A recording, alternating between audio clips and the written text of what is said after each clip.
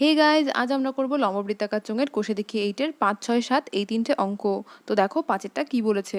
2.8 decimetre দৈর্ঘ্যের অন্তর্ব্যাস বিশিষ্ট এবং 7.5 ডেসিমিটার লম্বা একটি জ্বালানি গ্যাস সিলিন্ডারে 15.015 কিগ্রা গ্যাস থাকলে প্রতি ঘন ডেসিমিটার গ্যাসের ওজন হিসাব করে লিখি। তো দেখো ফার্স্টেই যেগুলো আমাকে দিয়ে দিয়েছে সেগুলো আমি লিখে নিই। দেখো আমাকে ব্যাস বলে দিয়েছে, তো ব্যাস দিয়ে তো আমাদের কোনো কাজ নেই, আমাদের ব্যাসার্ধটা লাগবে। তো সিলিন্ডারের ব্যাস বলে দিয়েছে 2.8 ডেসিমি, তাহলে সিলিন্ডারের ব্যাসার্ধ কত, ব্যাস বাই 2, তাহলে কত হয় 1.4, তাই তো, এত ডেসিমি হলো। তাহলে সিলিন্ডারের উচ্চতা উচ্চতা কত 7.5 ডেসিমিটার, ঠিক আছে, তাহলে হলো।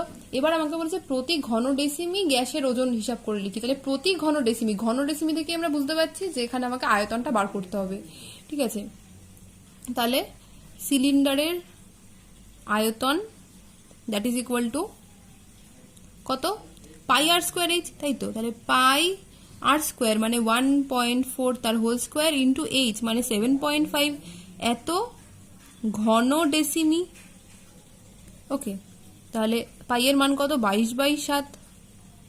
ওকে, 1.4কে কি লেখা যায় 14/10 ইন্টু 14/10, তাই তো। 1.4 মানে 14/10, পয়েন্টটা তুলে দিয়ে নিচে, একের পরে একটা শূন্য কেন, কারণ পয়েন্টের পরে একটাই সংখ্যা আছে তাই, আর যেহেতু স্কোয়ার আছে তাই দুবার লিখলাম, ইন্টু 7.5, তাহলে 75/10 পয়েন্টটা তুলে দিলাম।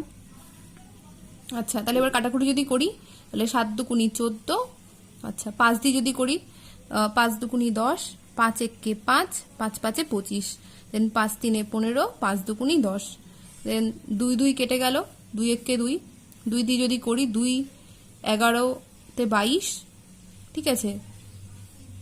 5 2 দিয়ে যদি আবার করি 2 5 10, 2 7 14, 7 3 21, 21 ইন্টু 11, 21 ইন্টু 11 যদি করি 11 একে 11, 1 হাতে 1, আর 11 দুগুণি 22 আর 1 23, 231/5, 231/5, 231/5 যদি করি 5 4 20, 5 6 30, 5 দুগুণি 10 মানে 46.2 এত ঘন ডেসিমি।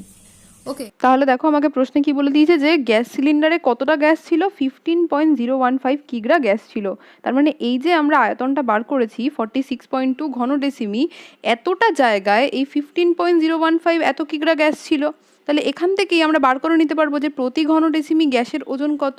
ওকে, তাহলে 46.2 ঘন ডেসিমি গ্যাসের ওজন কত, 15.015 এত কেজি। তাহলে 1 ঘন ডেসিমি গ্যাসের ওজন 15.015 বাই 46.2 এত কেজি, ঠিক আছে। তাহলে এটা যদি আমি পয়েন্টটাকে তুলে দিই এখানে, তাহলে নিচে হয়ে যায় 1000, আর এখানে যদি পয়েন্টটা তুলে দিই তাহলে উপরে হয়ে যায় গুণ 10। এবার যদি কাটাকুটি করি 10 দিয়ে যদি করি 100, ঠিক আছে। যদি 5 দিয়ে করি 5 দুগুণি 10, 0, এখানটা যদি করি 5 দিয়ে 5 3 15, 0 0, 5 3 15, ঠিক আছে। 3 দিয়ে করি 3 একে 3, 3 5 15, আর 3 4 12, এখানটা যদি করি 3 একে 3, 0 0 1। ওকে, দেখো এটাকে 11 দিয়ে যাবে, 11 একে 11, 11 4 44, আর এটাকে 11 9 99, আর 11 একে 11, এটাকে আবার 7 দিয়ে যাবে, 7 দুগুণি 14, আর 7 দিয়ে 7 13 91, তাহলে কত হলো 13/40, 13/40 যদি করি তাহলে 0, 40 3 120, তাহলে 10, দেন আবার পয়েন্টের জন্য 0, 40 দুগুণি 80, 20, পয়েন্টের জন্য আবার 0, 40 5 200, তাহলে আমার এত কি বেরোলো, এত কেজি, ঠিক আছে। তাহলে উত্তর কত হলো আমার 0.325 এত কেজি, বা তোমরা এটা যদি গ্রামে প্রকাশ করে করো তাহলে হবে 325 গ্রাম। তাহলে প্রতি ঘন ডেসিমি গ্যাসের ওজন কত ছিল? 0.325 কেজি বা 325 গ্রাম। ওকে, দেন নেক্সট 6টা সমান ব্যাস ও সমান উচ্চতা বিশিষ্ট 3টি জারের প্রথমটি 2/3 অংশ, দ্বিতীয়টির 5/6 অংশ এবং তৃতীয়টি 7/9 অংশ লঘু সালফিউরিক অ্যাসিডে পূর্ণ ছিল। ওই 3টি জারের অ্যাসিড যদি 2.1 ডেসিমিটার দৈর্ঘ্যের ব্যাসের একটি জারে রাখা হয় তবে জারে অ্যাসিডের উচ্চতা 4.1 ডেসিমি হয়। প্রথম 3টি জারের ব্যাসের দৈর্ঘ্য 1.4 ডেসিমি হলে তাদের উচ্চতা হিসাব করে লিখি। তো ব্যাপারটা কি বলছে যে 3টে জার আছে, 3টে জারই একই রকমের, যেহেতু বলে দিয়েছে সমান ব্যাস আর সমান উচ্চতা, মানে 3টে জার একই রকমের দেখতে। তো 3টে জারই হচ্ছে আলাদা আলাদা পরিমাণের অ্যাসিড রয়েছে। প্রথমটাতে রয়েছে 2/3 অংশ, দ্বিতীয়টির 5/6, তৃতীয়টি 7/9। ঠিক আছে, দেন দেখো এই 3টে জারের অ্যাসিডই একটা বড় জারে ঢালা হয়েছে। তো যে জারটা ঢালা হয়েছে সেই জারের ব্যাস বলে দিয়েছে দেখো 2.1 ডেসিমিটার, আর অ্যাসিড ঢালার পরে তার উচ্চতা হয়েছে 4.1 ডেসিমিটার। এবার প্রতিটি জারের ব্যাসের দৈর্ঘ্য বলে দিয়েছে, এবার বলেছে উচ্চতা বার করতে। তো এক্ষেত্রে যেহেতু 3টে জারই সমান একই রকম দেখতে, তার জন্য একটা জারের উচ্চতা ধরে নিলেই আমার 3টের বেরিয়ে যাবে, তাই না? একই তো 3টের উচ্চতা। তো দেখো বড় জারটিতে যে পরিমাণ অ্যাসিড ছিল তার আয়তনটা আমরা বার করে নেব। ঠিক আছে, তাহলে দেখো বড় জারটির আমাকে ব্যাস বলে দিয়েছে, তাহলে বড় জারটির ব্যাস ইকুয়াল টু 2.1 ডেসিমিটার, আর বড় জারটির ব্যাসার্ধ হচ্ছে তাহলে 2.1/2 এত ডেসিমিটার, ব্যাস বাই 2, তাই তো? তাহলে বড় জারটিতে অ্যাসিডের উচ্চতা, আমি কিন্তু বড় জারটির উচ্চতা বার করছি না, বড় জারটিতে কতটা অ্যাসিড আছে তার যে আয়তনটা আছে সেটা আমরা বার করব। তাহলে বড় জারটিতে অ্যাসিডের উচ্চতা সেটা কত? সেটা হচ্ছে 4.1 ডেসিমিটার। তাহলে বড় জারটিতে অ্যাসিডের আয়তন দ্যাট ইজ ইকুয়াল টু কি? পাই আর স্কোয়ার এইচ, পাই আর স্কোয়ার মানে 2.1/2 তার হোল স্কোয়ার ইন্টু এইচ মানে 4.1। ঠিক আছে, তাহলে এত হচ্ছে ঘন ডেসিমি, তাহলে হলো এত ঘন ডেসিমি। এবার দেখো আমাকে প্রশ্নে বলে দিয়েছে যে প্রথম 3টি জারের যে উচ্চতা সেটা বার করতে। তো 3টে জার তো সেমই দেখতে, তাই না? সমান ব্যাস সমান উচ্চতা, তো আমি একটার জাস্ট ধরে নেবো, তো বাকি দুটোটা তো সেমই হবে। আমি ধরে নিই যে প্রথম 3টি জারের প্রত্যেকটির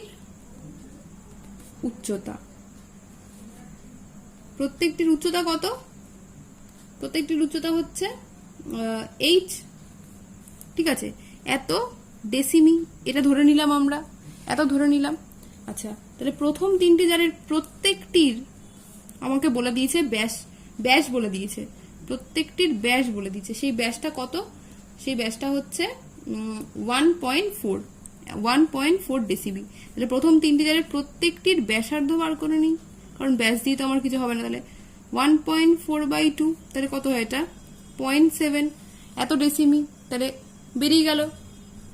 তাহলে প্রথম 3টে জারের প্রত্যেকটির আয়তন কত? পাই আর স্কোয়ার, তাহলে পাই আর স্কোয়ার মানে 0.7 তার হোল স্কোয়ার ইন্টু এইচ। ঠিক আছে, তাহলে এত ঘন ডেসিমি হয়ে গেল। তাহলে আমাকে বলেছে যে প্রথম জারটির 2/3 অংশতে অ্যাসিড আছে, পরেরটির 5/6, তৃতীয়টির 7/9 অংশে অ্যাসিড আছে। মানে এই যে এত আয়তন, এটা তো প্রত্যেকটারই আয়তন। তো এই এত আয়তনের কোনোটাই আছে 2/3 অংশ, কোনোটা আছে 5/6, কোনোটা আছে 7/9। তাহলে আমি এটা বার করে নিই যে 3টে জার মিলিয়ে যতটা অ্যাসিড আছে তার যে আয়তনটা সেটা আমরা বার করে নিই। ঠিক আছে, তাহলে আমি কি লিখবো যে প্রথম 3টি জারে মোট অ্যাসিডের পরিমাণ, তাই তো? প্রথম 3টি জারে মোট অ্যাসিডের পরিমাণ সেটা কত? সেটা আমি এখান থেকে লিখছি। ঠিক আছে, তোমরা এরকম লিখতে পারো, এখানটা জায়গা কম তো তার জন্য আমি নিচে লিখছি। তাহলে 2/3 ইন্টু পাই আর স্কোয়ার মানে পাই ইন্টু 0.7 তার হোল স্কোয়ার ইন্টু এইচ, এত। এটা প্রথম জারে আছে। আচ্ছা, তারপরেরটা কত আছে? 5/6, বলে 5/6 ইন্টু পাই আর স্কোয়ার, বলে পাই 0.7 তার হোল স্কোয়ার ইন্টু এইচ, আর পরেরটা আছে 7/9, তাহলে 7/9 ইন্টু পাই ইন্টু 0.7 তার হোল স্কোয়ার ইন্টু এইচ। ওকে, তাহলে এত কি, এত ঘন ডেসিমি। তাহলে এখান থেকে আমি একটু কমন নিই। দেখো প্রত্যেকটা থেকে এই পাই আর স্কোয়ার এইচটা কমন যাচ্ছে, তাহলে পাই আর স্কোয়ার এইচটা কমন নিই, তাহলে নিয়ে নিলাম। আর কি পড়ে থাকলো, এখানটায় 2/3, এখানটায় 5/6, আর এখানটায় 7/9। তাহলে এত ঘন ডেসিমি, তাহলে 0.7 তার হোল স্কোয়ার ইন্টু এইচ। তাহলে এটা যদি করি 3, 6 আর 9 এর লসাগু, তাহলে 3 একে 3, 3 দুগুণে 6, 3 3 9, 3 দুগুণে 6, 6 3 18, তাহলে 18 হচ্ছে লসাগু। তাহলে 18 লসাগু, 3 6 18, 6 দুগুণি 12, 6 3 18, 5 3 15, আর 9 দুগুণি 18, 7 দুগুণি তাহলে 14। ঠিক আছে, তাহলে হলো, তাহলে পাই ইন্টু 0.7 তার হোল স্কোয়ার ইন্টু এইচ। আচ্ছা এখানটায় কত হয় যদি যোগ করি, তো দেখো 5 আর 4 যোগ করলে হয় 9, 9 আর 2 11, 1 হাতে 1, 1 আর 1 2, 3 4 মানে 41 হলো। ঠিক আছে, তাহলে আমরা কাজ করি, আমরা এইরকম ভাবেই রেখে দিই। ঠিক আছে, তাহলে আমরা এইভাবেই রেখে দিই। আচ্ছা, তাহলে এই যে আমরা এটা বার করলাম যে প্রথম 3টি জারে মোট অ্যাসিডের পরিমাণ এত, আর আমরা যে আগে বার করেছিলাম যে বড় জারটিতে অ্যাসিডের পরিমাণ, সেটা তো সেমই, তাই না? কারণ এই 3টে জারের মোট যে অ্যাসিড সেটা নিয়ে তো আমরা বড় জারটাতে ঢেলেছি, তাহলে এই যে আয়তনটা টোটাল সেইটা ওই বড় জারটিতে অ্যাসিডের আয়তনের সমান। তাহলে আমরা প্রশ্নানুসারে বলে কি লিখতে পারি, তাহলে প্রশ্নানুসারে এই যে 3টে জারে মোট যে অ্যাসিডের পরিমাণটা ছিল, মানে পাই ইন্টু 0.7 তার whole square into H into 41/18, that is equal to কি লিখতে পারি, পাই ইন্টু ওই যে আগে যে বড় জারে যে অ্যাসিডের পরিমাণটা ছিল সেইটা। তাহলে হলো, তাহলে এটা লিখতেই পারি। ওকে, তাহলে দেখো এখানটায় পাই পাই কেটে যাচ্ছে। আচ্ছা, পয়েন্টগুলো তুলে আমি নিচে 10 নিয়ে আসবো, যেহেতু পয়েন্টের পরে একটাই সংখ্যা আছে। তাহলে এখানটা কি লিখেছে 7/10 ইন্টু 7/10, বুঝতে পারলে তো কেন, কারণ স্কোয়ার আছে তাই দুবার লিখলাম, আর যেহেতু 0.7 আছে তাহলে 7/10 লেখা যায় 0.7 কে। তাহলে এই যার এখানটায় 41/18, তাহলে এখানটায় কি লেখা যায়, তাহলে এটাকে কি লেখা যায় 2.1/2 ইন্টু 2.1/2।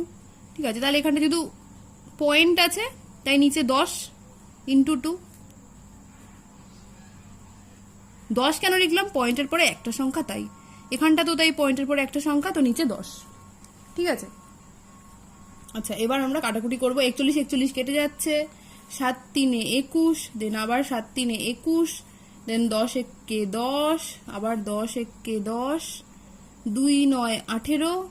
আচ্ছা আর কি যায়, আর কি যাচ্ছে না আর, তাহলে ওপরে আচ্ছা এখানটায় কি কি পড়ে থাকলো, h/9।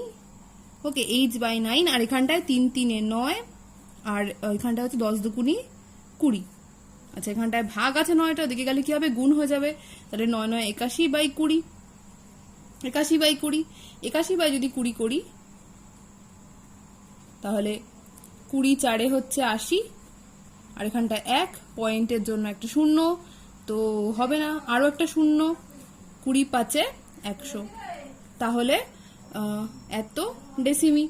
ওকে, তাহলে আমার কত উচ্চতা বেরোলো, 4.05 ডেসিমি। দেন নেক্সট 7টা, এক মুখ খোলা একটি লম্ব বৃত্তাকার পাত্রের সমগ্র তলের ক্ষেত্রফল 2002 বর্গ সেমি। পাত্রটির ভূমির ব্যাসের দৈর্ঘ্য 14 সেমি হলে পাত্রটিতে কত লিটার জল ধরবে হিসাব করে লিখি। তো দেখো বলেছে পাত্রটিতে কত লিটার জল ধরবে হিসাব করে লিখি, মানে পাত্রটির আয়তন বার করতে হবে। তো আয়তন বার করতে তাহলে আমাদের কি কি লাগে, ভূমির ব্যাসার্ধের দৈর্ঘ্য আর হচ্ছে উচ্চতা লাগে, কিন্তু উচ্চতাটা আমার বলে দেওয়া নেই, তো উচ্চতাটাকে আমি ধরে নেব h। ঠিক আছে, তাহলে ধরি পাত্রটির উচ্চতা হচ্ছে h সেমি। ঠিক আছে, তাহলে উচ্চতা হচ্ছে h সেমি।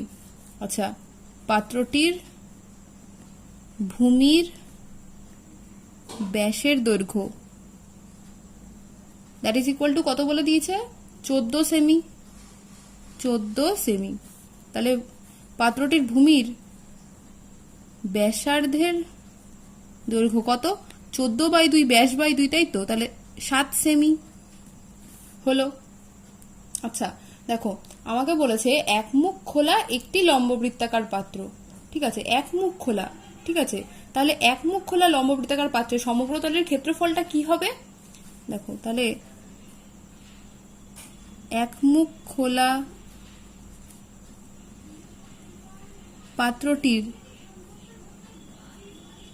সমগ্র তলের ক্ষেত্রফল দ্যাট ইজ ইকুয়াল টু, দেখো তাহলে কি হবে, আমরা জানি 2πr/h, তাহলে 2πr হচ্ছে 7h, তো আমরা জানি না, তো প্লাস πr² হবে না, তাই না?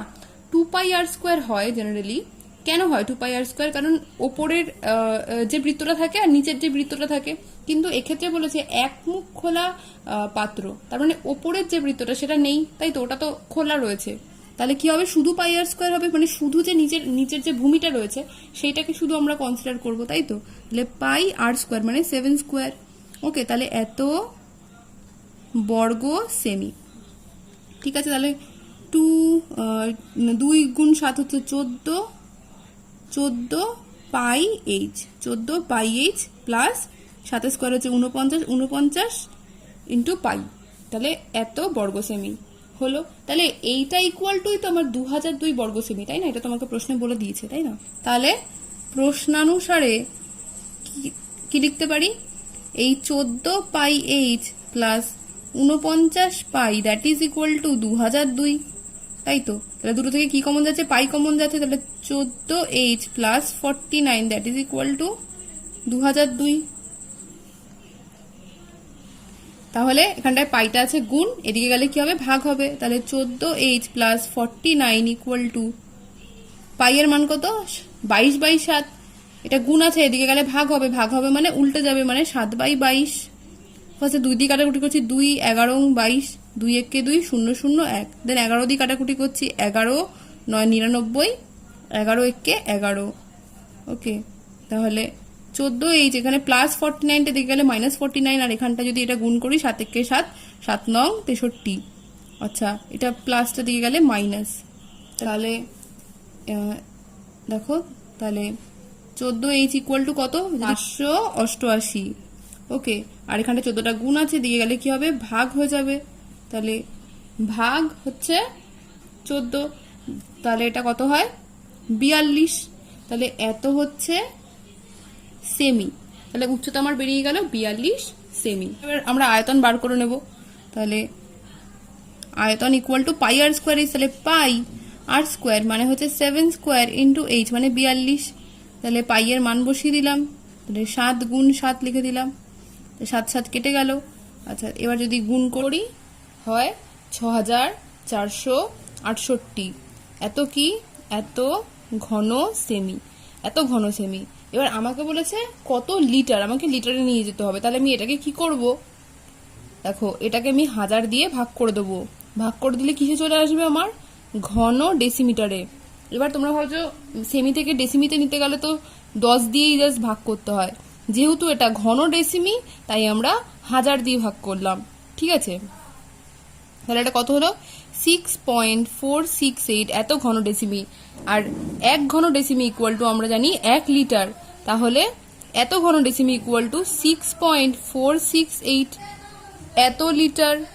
তাহলে কত লিটার জল ধরবে আমার, 6.468 এত লিটার জল ধরবে পাত্রটিতে।